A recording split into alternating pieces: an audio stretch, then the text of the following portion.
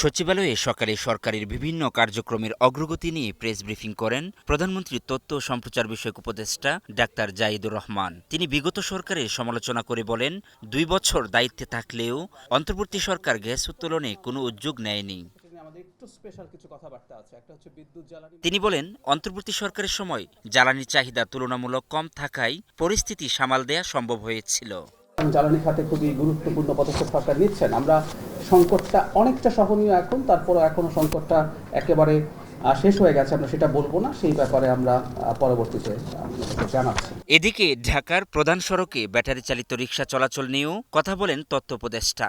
জানান, এসব যান মানুষের চলাচলে কিছুটা সুবিধা দিলেও তৈরি করেছে যানজট সহ নানা সমস্যা। চালকদের প্রয়োজনীয় প্রশিক্ষণের ঘাটতির পাশাপাশি যানবাহনের কারিগরি নিরাপত্তা নিয়েও প্রশ্ন তুলেন তিনি। ব্যাটারি চালিত যে রিকশাগুলো আছে সেগুলো মহাসড়কে প্রধান সড়কগুলোতে চলাফেরা শুরু করেছে।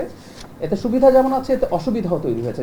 যানজট হচ্ছে, রিকশা চালকদের ক্ষেত্রে এক ধরনের প্রশিক্ষণের অভাব আছে। এ সময় সাংবাদিকদের এক প্রশ্নের জবাবে তথ্যমন্ত্রী বলেন, বিদেশে অবস্থানরত শেখ হাসিনা সহ মামলার সব আসামিকে বিচারের স্বার্থে দেশে ফেরত চায় সরকার। ওই সরকার হয়তো পলিটিক্যালি এখন ওই দায়ভার নিতে চাচ্ছেন না বলে এটা জুডিশিয়ারির উপরে দিয়ে দিচ্ছেন। আমার মনে হয় যে ওনার জন্য এই সংবাদটা খুব একটা সুখকর হবে না।